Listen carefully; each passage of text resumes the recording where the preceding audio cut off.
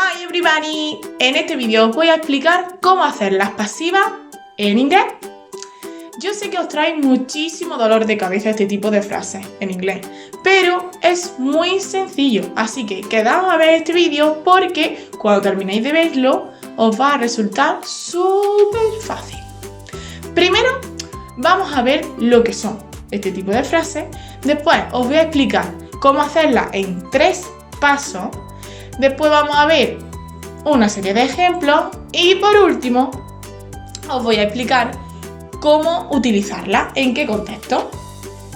Are you ready?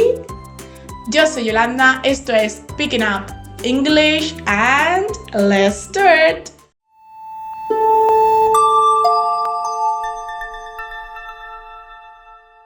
Lo primero de todo, que no cunda el pánico porque una pasiva en inglés es lo mismo que en español. Por ejemplo, imaginaos que en español nos dicen María está escribiendo un libro. ¿Cómo lo pondríamos eso en pasiva en español? Muy fácil. El libro está siendo escrito por María. ¿A que sí? ¿A que es fácil? Pues lo mismo pasa en inglés, ¿vale? En inglés, una frase pasiva está compuesta por sujeto, verbo to be, participio y una by phrase, que os explico lo que es. ¿No sabéis lo que es un participio? No te preocupes porque yo te lo recuerdo. Hay 2 tipos de verbos en inglés, los verbos regulares y los verbos irregulares. Un participio de un verbo regular lo va a formar añadiendo a ese verbo ed. Por ejemplo, work, worked. En cambio, si un verbo es irregular, su participio siempre lo vamos a tener en la lista de verbos irregulares en la tercera columna. Por ejemplo, del verbo to be será been. ¿Os acordáis ahora? Vale. Una vez visto esto, vamos a pasar a cómo hacer la pasiva en inglés. Imaginaos que tenemos la frase María is writing a book. ¿Qué vamos a hacer primero? Vamos a identificar el verbo principal, que en este caso sería is writing. Una vez que sabemos eso, vamos a ver en qué tiempo verbal está. En este caso lo tenemos en presente continuo. Por lo tanto, ¿qué vamos a hacer nosotros en nuestra frase pasiva? Vamos a poner el verbo to be en presente continuo, que en este caso sería is been. Hasta ahí bien, ¿verdad? Vale. Ahora, el verbo principal de la frase activa sería writing. ¿Cuál es el participio de write? Sería written. Pero os voy a decir un secreto. Si el verbo en la frase activa está compuesto por una palabra, en la frase pasiva va a tener 2. Si en la frase activa tiene 2 palabras, que es nuestro caso, en la frase pasiva va a tener 3. Ahora vamos a lo más fácil. ¿Qué vamos a hacer? Vamos a identificar el sujeto en la frase activa, que en este caso sería María. María va a pasar a ser una by phrase en la frase pasiva. Me explico. Detrás del verbo que ya hemos formado, vamos a añadir la palabra by y después vamos a poner María. El tercer paso sería el complemento directo de la frase activa, que sería en este caso a book, lo vamos a pasar a sujeto en la frase pasiva. Por lo tanto, nuestra frase quedaría a book is being written by Maria. ¡Voilà! Lo tenemos terminado, chicos. Otra cosa que quiero que sepáis es que la by phrase, como yo digo, no siempre es obligatoria. Me explico. Si nosotros no sabemos quién ha hecho esa acción o no queremos decirlo porque es obvio, no la vamos a poner. ¿Qué pasa si la pones? No pasa nada, pero queda mejor sin ella. Vamos a ver un ejemplo. They built our school in 2012. Como podéis ver, el verbo build está en pasado. Por lo tanto, vamos a poner el verbo to be en pasado, que sería was. El participio del verbo build sería exactamente igual. Se quedaría build. Una vez que tenemos eso, vamos a poner el sujeto de nuestra frase. Sería our school.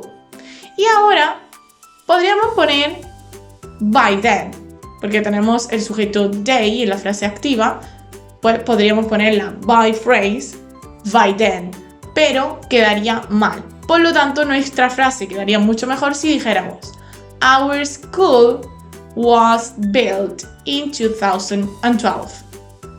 Ya está. Vamos con otro ejemplo. The dog has broken the window pane. Vamos a hacer como siempre. Vamos a identificar nuestro verbo, que en este caso está en presente perfecto. Vamos a poner nuestro verbo to be en presente perfecto, que en este caso se quedaría has been. El participio del verbo principal, broken. Nuestro sujeto sería the window pane. Y nuestra by phrase sería by the dog. Vamos con otro ejemplo. We will examine you again.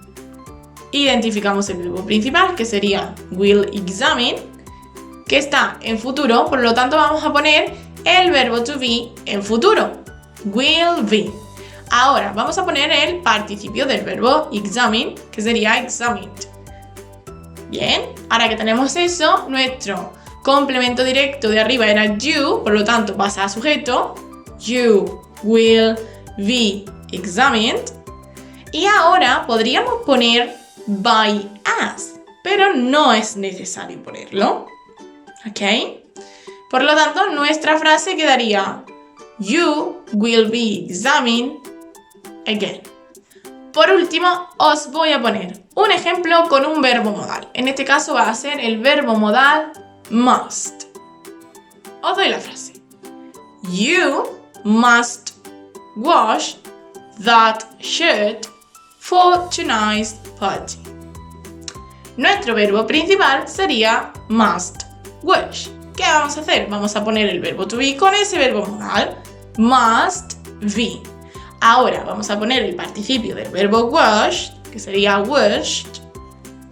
Y por último vamos a hacer lo de siempre. ¿Cuál es el complemento directo arriba? Sería that shirt. Pues pasaría a sujeto. That shirt must be washed. Podríamos poner la by phrase o no. Yo en este caso recomendaría que no. Y la frase, el resto de lo que queda. For tonight's party. Sencillo, ¿verdad? Vale. Por último, para terminar, os voy a explicar cuándo tenemos que utilizar este tipo de frases.